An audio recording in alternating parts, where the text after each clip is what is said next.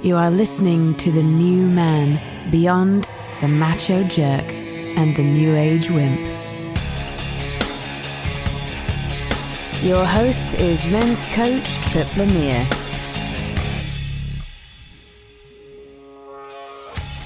Have you ever felt like the cards were stacked against you? Is there something bigger than your own ego that drives your daily choices? And what does it mean to live your life with a clear mission? Many guys say they're willing to do whatever it takes to create a certain outcome in life. But what they really mean is they're only willing to do whatever it takes as long as it doesn't involve too much risk or make them uncomfortable. Tony Bonnici is here to tell his inspiring story about how he was treated like a dumb kid, how he learned to game the public education system, how he built a 7-figure business, and then walked away from it all to live a bigger mission in life.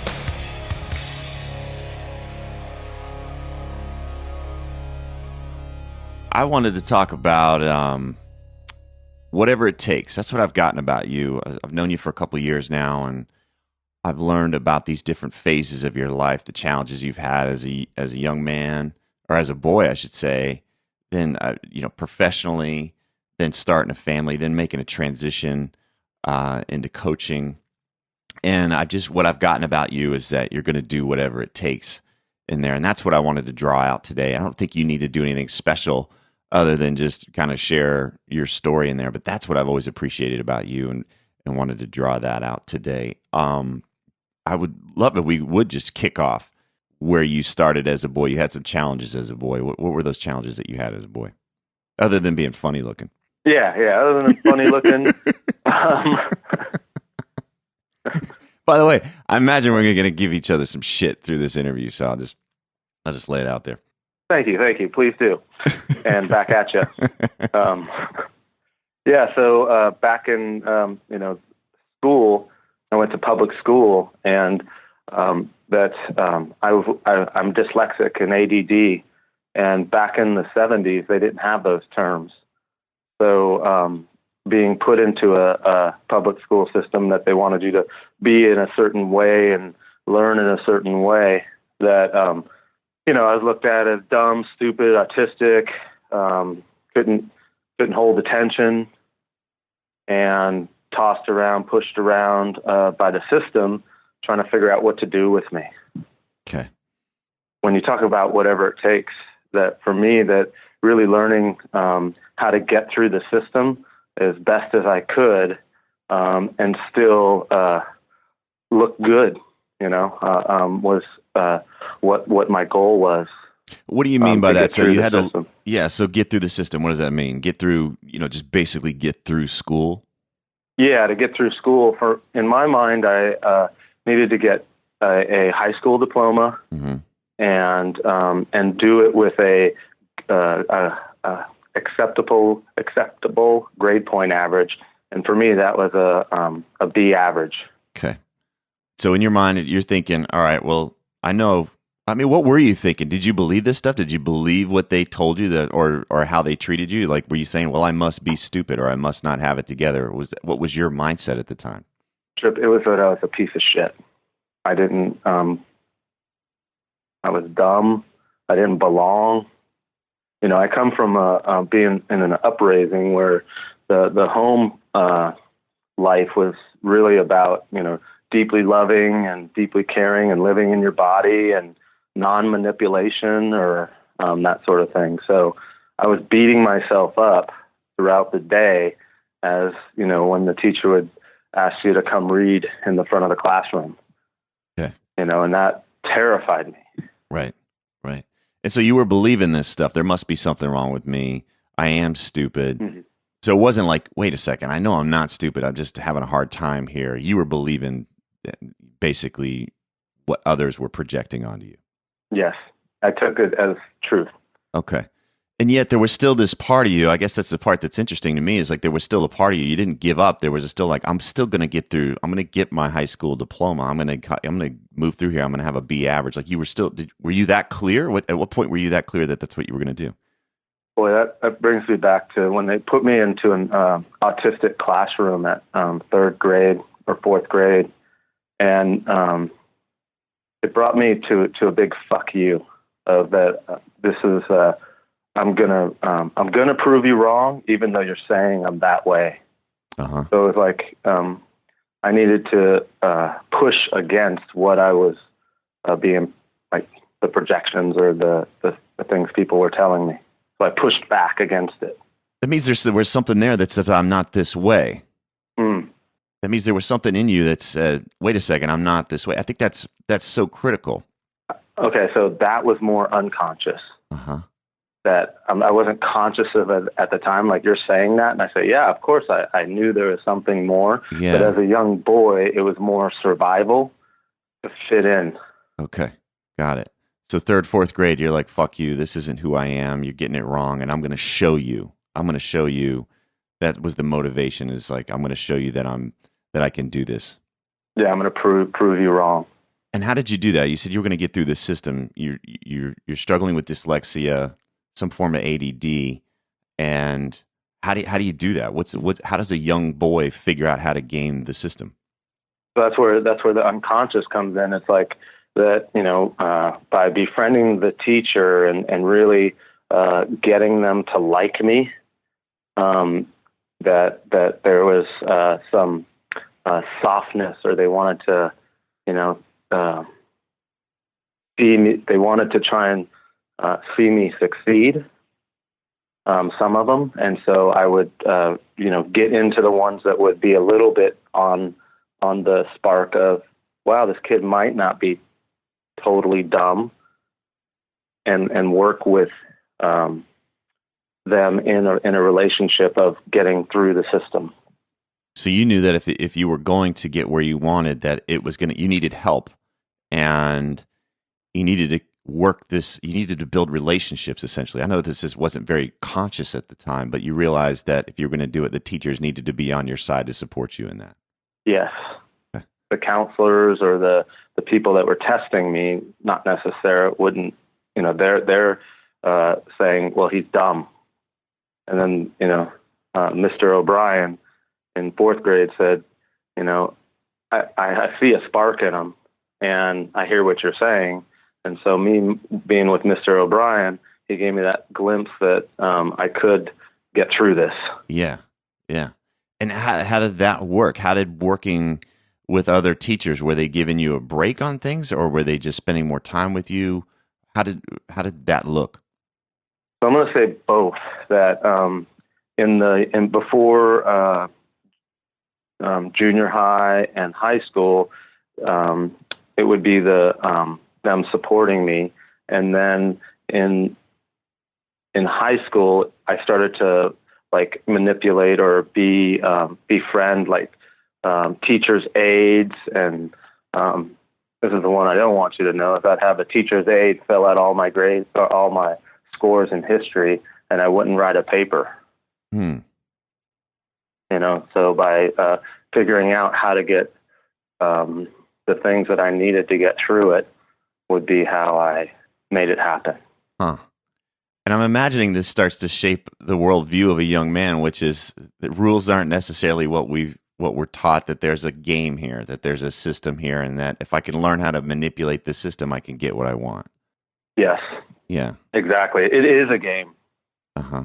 And I also get that there wasn't a part of you, you correct me if I'm wrong here, but I'm giving you the benefit of the doubt that there wasn't a part of you that was malicious in this. This was necessary, that you knew, if I'm going to get through this and I'm going to succeed in the world, I've got to learn how to play this game, because cards are stacked against me, at least with this dyslexia, ADD kind of thing.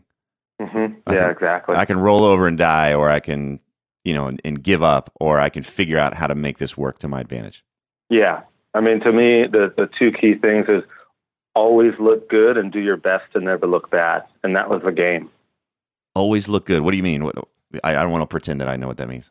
Yeah, no. And so in like the teacher's eyes or the school system, by having a B average, I didn't look bad. What was at risk if you looked? Because I know there were kids in school that didn't want to make good grades because looking good meant not being one of the smart kids. So help me understand what looking good meant to you, though.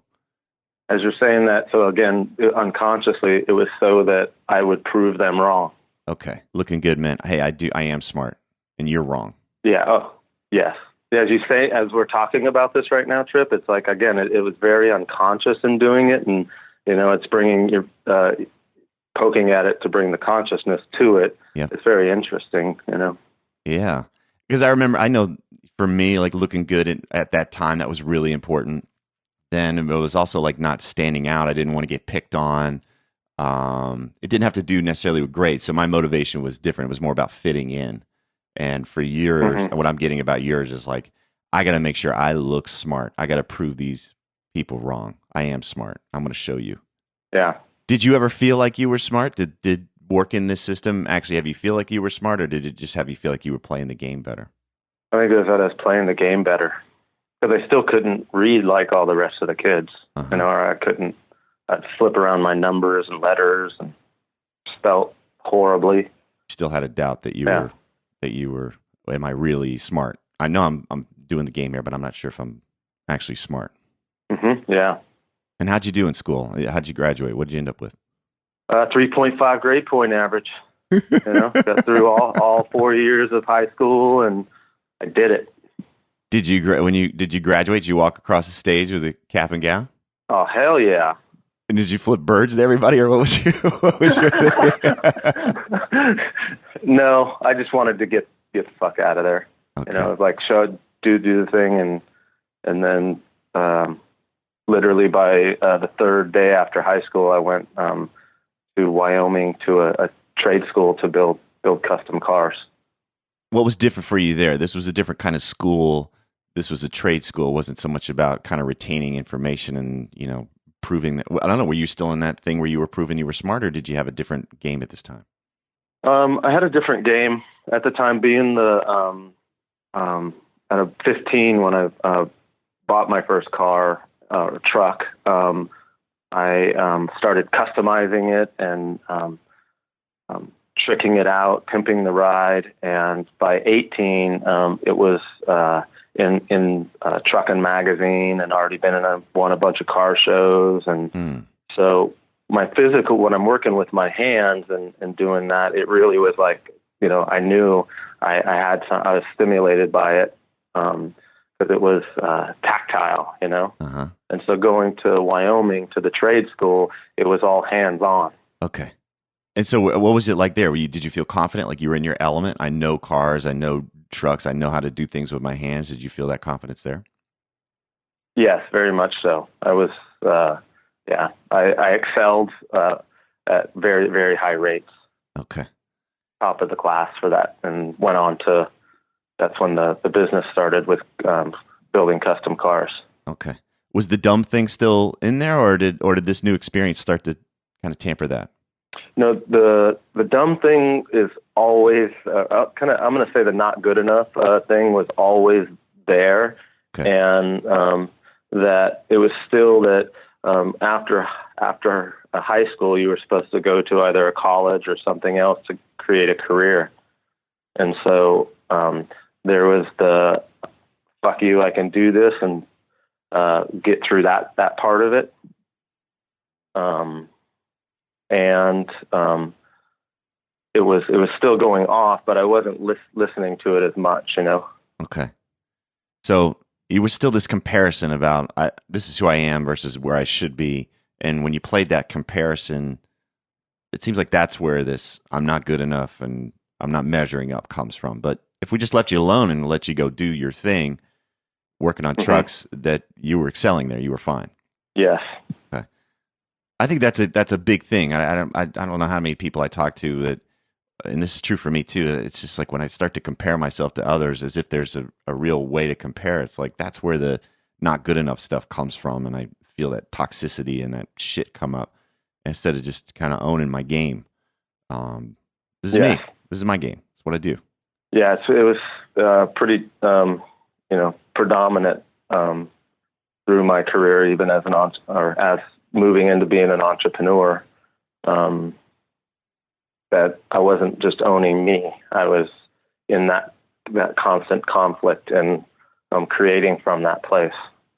Creating from this comparison, not enough. Yeah, not good enough. Ugh. All right. So you're, I say ugh because I do that. It's like, I don't know if there's any immunity to that if we're unconscious. That's all. All right. So you started the business. What was the business? So so I went to the trade school, and one of the talents that I started to play with was tinting windows in cars, and creating an art out of tinting windows. And so I opened an automotive tinting shop. How old were you? I was 18. Wow. Okay, cool. 18 years old, start your own. This is the kid that's I'm just like, this is a cool picture here. All right. 18 years old, start your own business here. And how to do?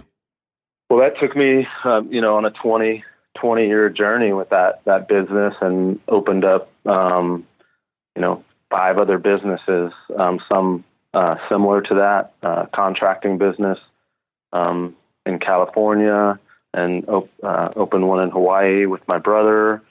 Took the automotive to having 10 different divisions and 10 employees, and was working on all the top end Ferraris, Aston Martins, Maseratis, Lamborghinis, and tricking them out. So, and I became the guy in Marin County as the high-end expert in exotic car building and aftermarket products.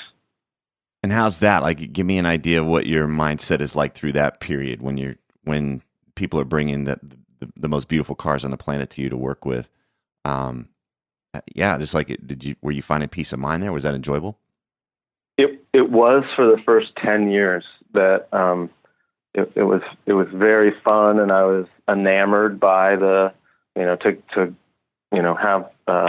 be driving 15 Ferraris a month, or being in these best cars. I was enamored by it, and then by year 10, it was like it's not doing it for me. It's not. I'm not enamored by it. It's like, this is work now. They don't have any appeal to me at all. Okay. Year 10 would be what, 28, 30? We're talking about that you're in? Yeah, right around 28. And you're doing well financially, is that right? I mean, how well are you doing at this point? Combined, they're all, doing well over $1 million. Okay. And it's about that time is when I thought, well, if I hired a coach, that would bring back that spark again. Okay. So you hired a business coach to help bring back the spark. I want to enjoy my job, and so I must need a coach. That coach is going to help me with that. Yeah. The coach that I hired was all about performance. So as long, again, then it clicked me back into looking good for him, and never, brought me back to the old of working. If I worked hard, showed him good numbers, that he would like me, and I could prove to him that I am good enough. So you had some kind of transference onto him that started when you were a kid. Like you were performing for your coach instead of for you, it sounds like. Yes. I was doing more for me in the first 10 years. I always, like the first 10 years, it was like I was retired, being that, I lived on the water, I had the boat, I had the cars, I had a couple employees. I didn't have to put in the 60 to 80 hours a week.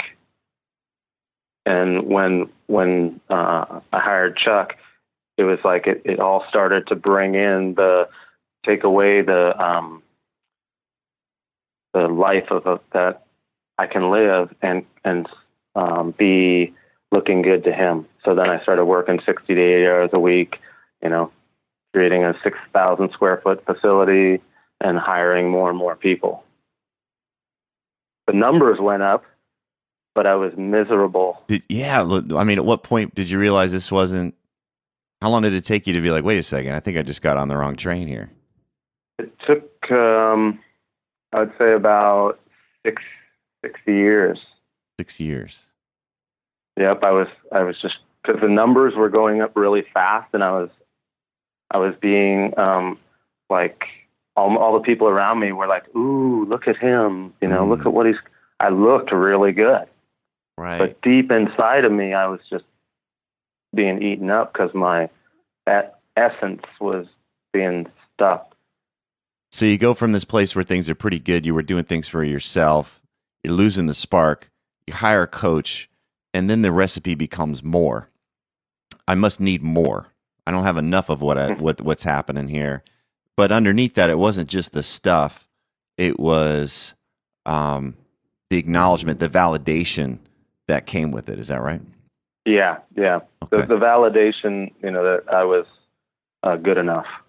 And were you conscious of it, but still kind of doing it? Because we get our shtick. Like we can have our shtick. Like, yeah, I kind of have this thing that I do, but I still do it anyway. It's like, I know I shouldn't eat junk food, but I still eat junk food. Like, did you have an idea that you were on this train of validation and needing to be good enough, but you were still doing it anyway, or were you still unconscious to it? I was more conscious of it. So being conscious of it created the yuckiness in my body that it wasn't in alignment with me, like the inside of me versus what I've created, what I say from my ego to look good. So the knowing it just felt like shit. Mm-hmm. Yeah, because I know now. And here, the example I want to give is like I'm wearing a mask of being an entrepreneur in a certain way. And now I've lifted it off and I see it and then I put it back on. Yep. And I keep operating from that place. Yeah. I keep doing it even though I know something's off. I found like that's when I've been in that place that's more miserable than kind of the not knowing beforehand. At least before I was just heads down doing the same shit. But now knowing, oh, I'm doing this thing and this is it's my choice. I guess there's a responsibility there that makes it sting. Knowing I can make a better choice. So when I wake up in the morning, it's not the fire, it's what the fuck am I doing? Right. So then what happened? You did this for what, 6 years? You stayed on the more train, bigger, better, faster kind of thing, and then what? In 2005, my parents moved to Hawaii with my brother, and they were living within 20 minutes of me, and they are my best friends, and that there was a piece of me that was like ripped away from me. And I'd just recently gotten married, and we were talking about having kids, and it was really feeling lonely and empty. Like it got really bad. I was drinking a lot, smoking, ibuprofen. I was a competitive athlete in wakeboarding too, so my body was falling apart. I wasn't taking care of my body. I was getting injured all the time. It got really, really bad. Family leaves, and then it sounds like you're disconnecting from kind of your own inner authority, your own inner wisdom. Your body's falling apart. Things are not working, and you're not picking up the phone. You're not getting the message that something's off here. You haven't picked it up yet. Right. After 6 months of them being gone, it was like I have to change something.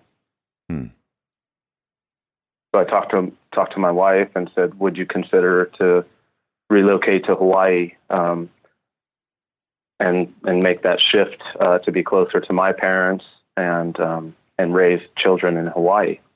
And she was totally behind it and was like, yeah, let's do it. You can, I ran and mentored the business in Hawaii while I was living in California. And I said, well, I'll just do it the other direction. I'll live in Hawaii and manage my businesses over there while they're running in California. And how long of a transition from this time when you talk to your wife, when you and your wife decide to move to Hawaii, how long of a time were you guys talking about? How long did it take you to make that transition? So we made a 2-year plan, and in 2 years and 3 months, we bought our second house over there and had my first house all rented, and we're standing in the living room of our brand new house. So 2 years and 3 months. There was a step in there, that was like really, working with my coach on it, and working with my employees and setting the whole setup of that, me transitioning over there. Right. So it wasn't just some kind of blind pull the ripcord. I'm out of here. I'm going to give myself 2 years to make this transition so it can work. Yeah, that Okay. was the initial, the less cutting the cord. Okay. You know, it's still rocked a lot of my employees of that, because I was there doing the 60 to 80 hours a week, and sometimes I even ramped it up more over the 2 years. That there was, you know, it stirred things up. You know, it wasn't. I thought it was all good, but there was an underlying resentment in the employees. You know, Like you're abandoning us, or you're not going to be here, or you're not going to be a part of it. Mm-hmm. Yep. I can imagine that. I had a similar situation. I left, basically ran my first company from Colorado, and it was in Florida. And I remember, it's never quite the same once you're not there anymore. So Yeah, exactly. Okay. Exactly. So 2 years, 3 months later, you're standing in your new place in Hawaii. Then what? To me, I'm living the dream, and I thought that I'd be able to cut back on the amount of time that I work, but yet it kicked it. It even brought it where I was even more on the phone and more time away. And I created another business in Hawaii, and was like that. I still was in the more, Mm-hmm. and now my firstborn Sage is now came into the world, and I'm getting to be with him, but yet I'm having to leave him and go be in California. And that went on for about a year and a half. And the time when he was old enough to talk, and we were sitting on the bed, and he's crying and saying, "Daddy, don't leave," and this was a time when I was actually going away for just about almost a month. And it crushed me, Tripp. I cried all the way to the airport, and that was like that again, a wake up for myself of my spirit saying, it's time to stop traveling and doing that, to really stay home and be with my kid. And so I went back to California, and I told my business partner and employees that I offered if they wanted to take over the businesses, or I was going to shut them down. And they all were like this. To them, it was too big for them to own. So I said, I'm going to shut it down, and I'll support you in doing whatever you want to do. This was on the same trip. You go to the airport, you get on a plane, you land in California, and that's the conversations that start. Is that I'm shutting it down? It was the first conversation was, would you take it over? Okay, got it. I first went that route, and then it was,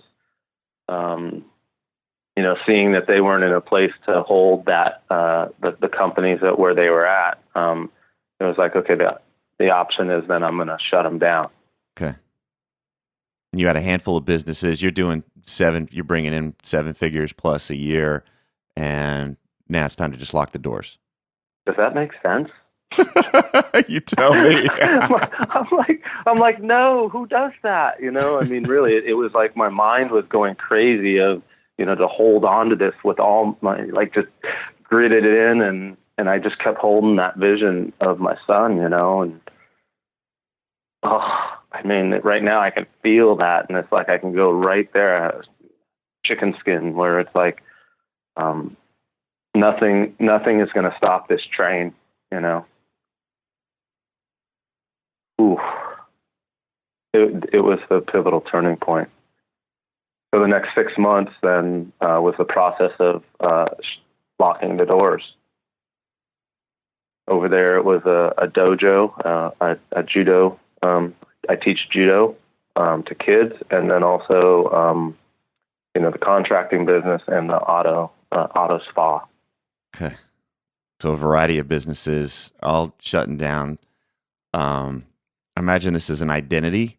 As guys, we really identify with being, whatever we do professionally, and then there's the certainty that comes in from having the money. There's status of owning all this stuff. There's a big, there's a big looking good thing here. Like, what were you up against there? Yeah, it was tremendous. I mean, that it was image, ego. People saw me in a certain way, and I had created the system that I could look good and not, and be good enough. Mm-hmm. I had the system to have that where everybody was in awe of what I've created. So yeah. I looked good. You looked good, and now you were turning that around. At least your body was telling you were out of line, and now you're getting this message from your son. He wants you around more, obviously. It sounds like that was just the thing that pushed you over and said, okay, it's time to switch gears. Why didn't you sell? I'm just curious. Like, why didn't you sell them? I don't know. There was a chapter. I just wanted it done. I didn't want to go through the process of, I think my accountant was like, let's take a year and set it up for that. Or let's take 2 years and set it up for that. And I was like, no, this needs to happen now. Huh. For me, whatever it takes in that moment was to be with my son and raise a son that had a father that was present. That I was doing whatever it took to make that happen. Okay. As fast as possible. Yeah, so that took selling them off the table. So locking the doors was the option. That's what I did. Yeah, you locked the doors. Now you're back in Hawaii full time. Is that right? Yeah, so now I'm back in Hawaii full time.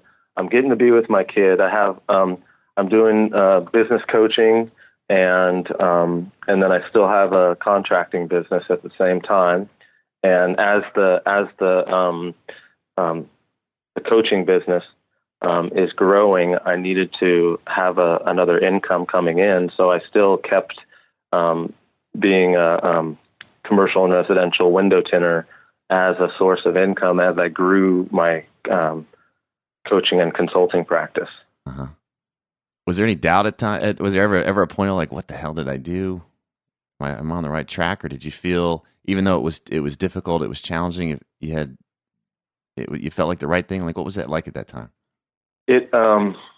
Things were not moving how I thought they should be, as fast as they should be moving. So I felt desperate. What the fuck? I mean, I just thought, what have I done? Yeah. And this the contracting business, I was like, you know what? I'm going to just focus on tinting, just focus on coaching, and dive into the coaching practice. And here, having 10 clients and still the business model that I had, I was not able to, create my lifestyle the way that I wanted it or thought it should be. Yeah. And so I said, I'll dive full into the coaching, and then I shut down the other business of the other commercial and residential tinting in Hawaii. And now I'm like, my savings is going really fast, and my income isn't going up as fast as I want it to. So I'm in this oh shit time where it was like this franticness of survival. And that's when I really had to take a look inside myself and say that I'm going to continue to focus on this path of coaching and consulting, and I'm going to have to go, do other things, whether it's, helping friends in construction, to maybe cleaning a house, to mowing a lawn, to doing whatever it takes to continually to support my family. Now here, Bodhi, my second son, has come into the world, and I'm trying to balance keeping food on the table, running a coaching practice, and being a husband. You shut the doors on these companies. You decide you're going to be a coach, and in the process, draining your savings, you got to go out there. You banging nails, like in sweeping floors and mowing lawns to cover expenses in the meantime. Is that what you're saying? Yeah. It was some months I had to do that, man. If your motivation before was I got to look good and that status thing, was that what do you think was driving you during this time? We can still do whatever it takes, but it can come from different places. So have you thought about that much? Like what was driving you so hard to become a coach at that time? Yeah. That was that I wanted to spend as much time with my two kids and my wife, that I wanted to be there for them, because those first years of my son's life, I wasn't there. Mm-hmm. I mean, it was to be with them, and to grow up with them. I had a family growing up where my parents did that, where they were there for me. I had people say, oh yeah, my mom and dad would go off to work and I'd never see them, or dad wasn't around. My mom and dad were always home, always around, did what it took to be there, to watch us grow up. Mm. So it was important for you to line that up, that this was the type of father and husband you were going to be, and you were going to do whatever it took to do that. And why coaching? Why coaching of all things? When you started other businesses, it seems like I could imagine, from another place, like, well, I've already done this in California, I could bring something like this to Hawaii. But you not only just switched locations, you decided to switch careers. Why coaching? What was it in there for you? So when I had my first coach, man, what I was seeing happening, through doubling, tripling, quadrupling numbers in the companies, it blew me away. It was like, wow, look at what happens when there's a coach. Mm-hmm. And so I started coaching in my business, my employees, from more of a place of coaching. So I was really feeling the fulfillment in serving other people and watching them and being a part of them flourishing.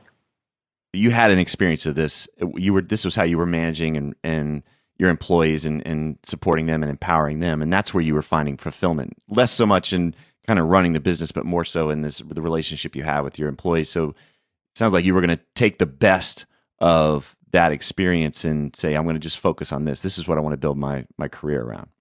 Yes. I also had my mother as a coach also, and so she was highly, and in watching her and the lifestyle she was still living and working with, was like, okay, I get it now. I can see the why she does what she does, and I totally get. I mean, her practice is set up for Tuesdays and Thursdays to work, and I was like, okay, that allows a lot of free time. Right. And for you, were you gravitating towards more of this kind of performance style where it's just about the numbers and we don't talk about whether it's fulfilling or not, or did you learn any lessons from that experience that you had with that coach earlier on? I'll say at first it was all performance based, not lifestyle or being a place to come from. And then when I met my next coach, then that was the switch where it was all about lifestyle and coming from and creating from a place that is super or fully fulfilling. Okay, got it. Yeah, I can imagine it's not fulfilling for me when people come to me and say they just want to make more money. I'm never interested. I don't take those guys on. It's always like, what are we really doing to be, to make more money for what? Like, what's the whole point of this? And I was curious if you were aware of that impact of that relationship on your own life. I'm not saying all performance coaches are, bad or wrong or whatever, but it just seems like it didn't necessarily serve you completely, and you had that awareness. Okay. Yeah, it was, the awareness was after I did all, with a performance base like that. And then, meeting Rich and him telling me, that I'll create another $1 million business. That sounds good. I'll do $1 million coaching practice. And he basically, he said, well, that sounds boring. It's like, what else, and for me, I'd say that I've been looking for mission, or feeling the calling for what is bigger than me, or what is my purpose on this planet. And I didn't have that for all my life, and he was challenging the heck out of me, and saying, what is it? It's not the money. What is it? And to be open, even though I didn't know what it was, that I was open to exploring what it was, really started to bring on what my mission work is now. Yeah. And it took about a year where that came out and came alive. Let's go there. What is the mission now? It initially started with creating a school for dyslexic, ADD, and OCD kids. And it came from a place inside of me that was one of my deepest wounds, that I'm taking a stand for that not to happen to kids anymore. And so I can feel it right now. I'm like, I get a lot of energy around it. We talk about, what lights a fire inside yourself. And, I would equate fire as something that creates energy in my body that has me step up and be a man that is on mission. And so as I started to speak it and put it out into the world, that I started to talk to people from all around the world that are creating schools and working on changing the way education is done. And so it was just like this fire is just continually building in me. And I really got that, coming from the place of a man that is influencing education is really lights me up inside. Yeah.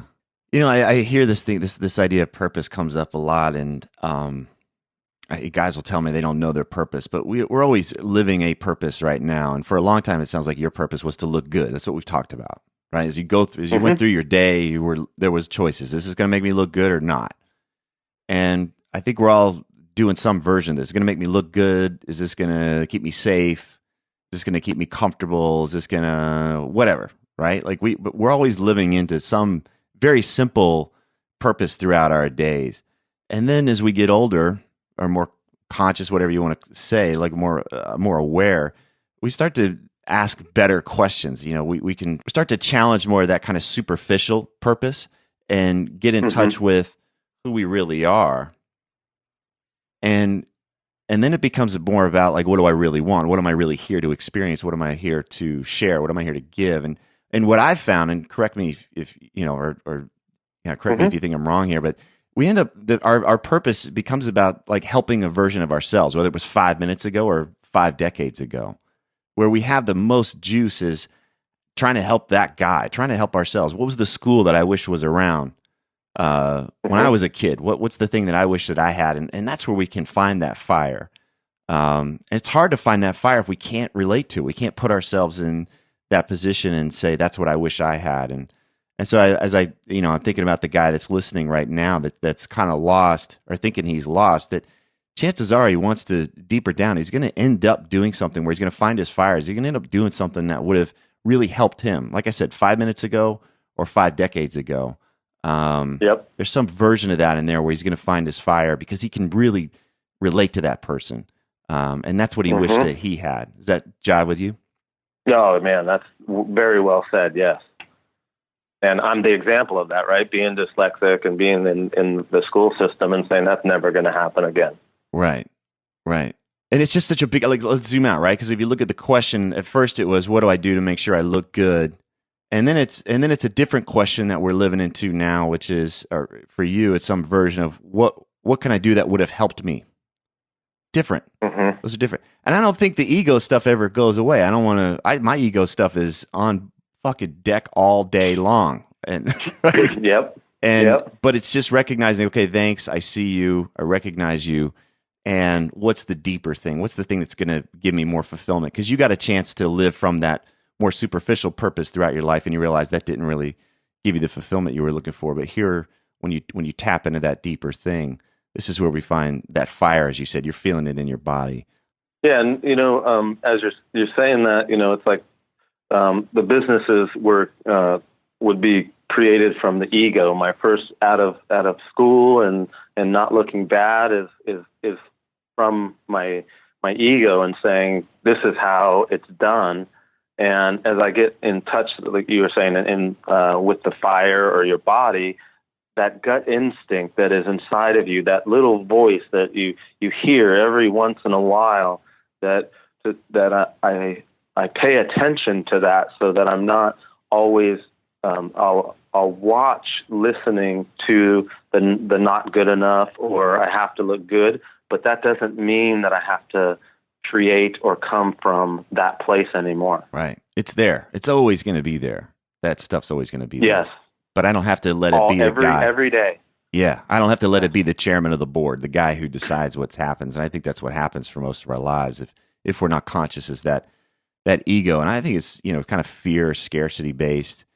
It can drive the car your entire life, and it doesn't need to. Mm-hmm. It can just be a voice. It can just be a guy that gets a vote. It's usually the guy in the back right seat that's bitching at me. Come on, man. Right, do something that makes us look good, or whatever. The ego stuff. Yeah.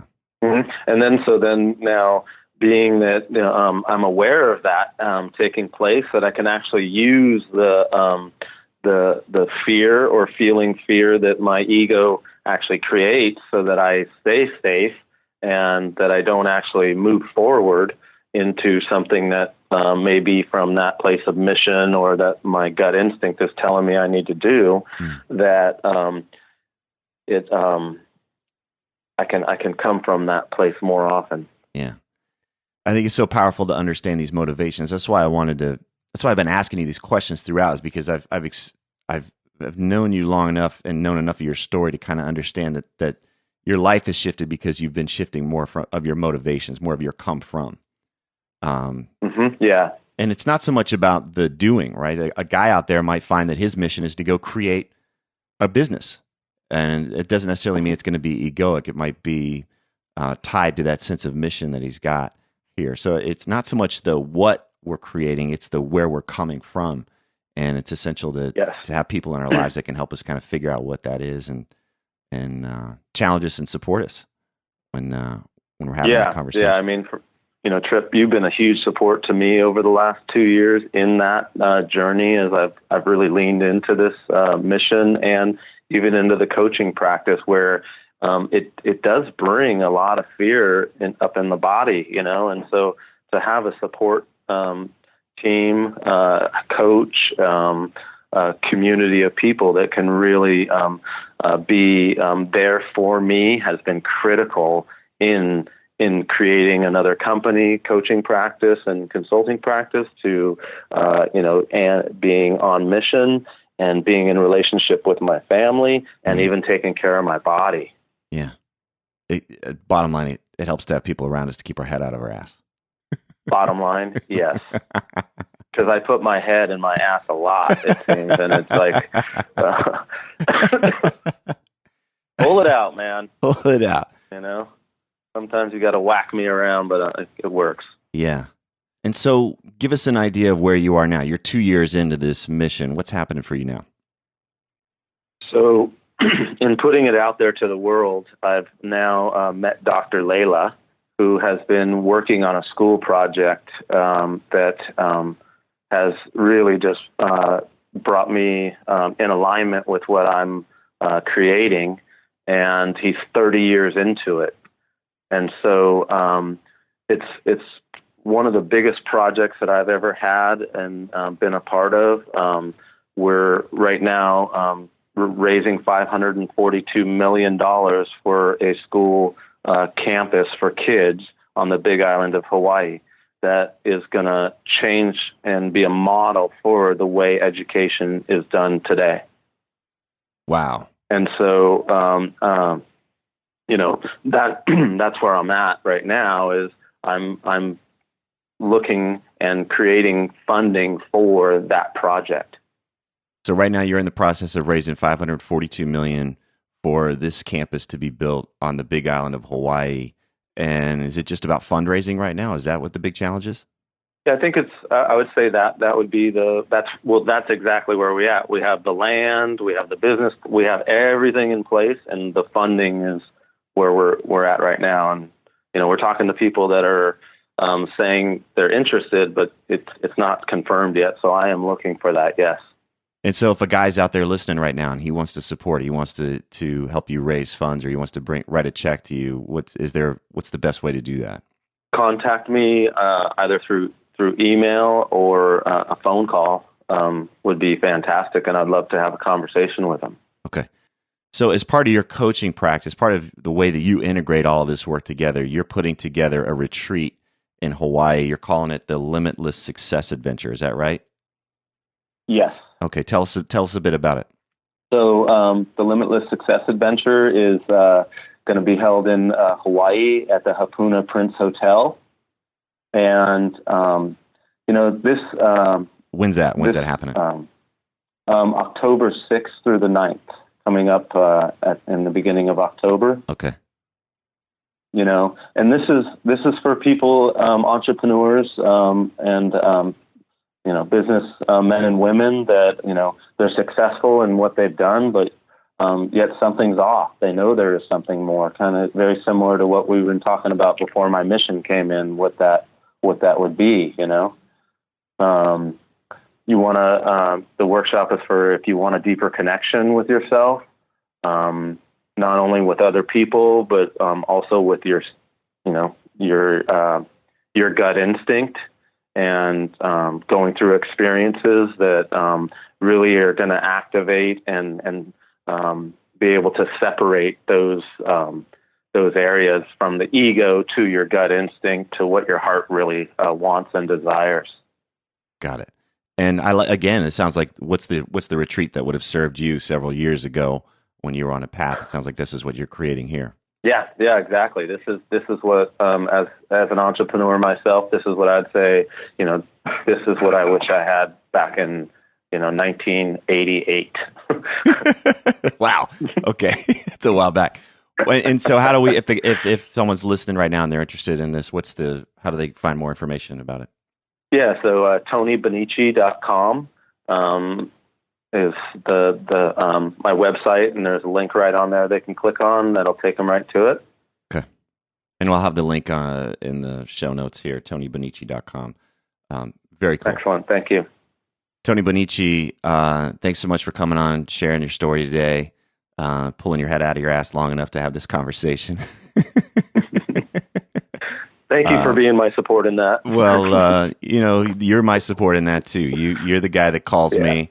I get these phone calls, and I know I'm not going to get away with a whole lot if I'm talking to you. So I love the role that you play in my life, that you support me. You also challenge me, and you love me up big time. You're a great model for what it means to be a powerful guy with a big heart.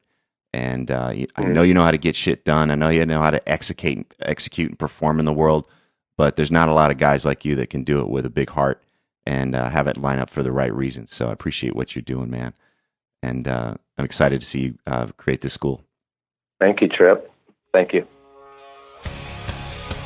If these interviews are helping you, then please visit The New Man on iTunes and leave us a positive review so others can discover the show more easily. Thanks for listening.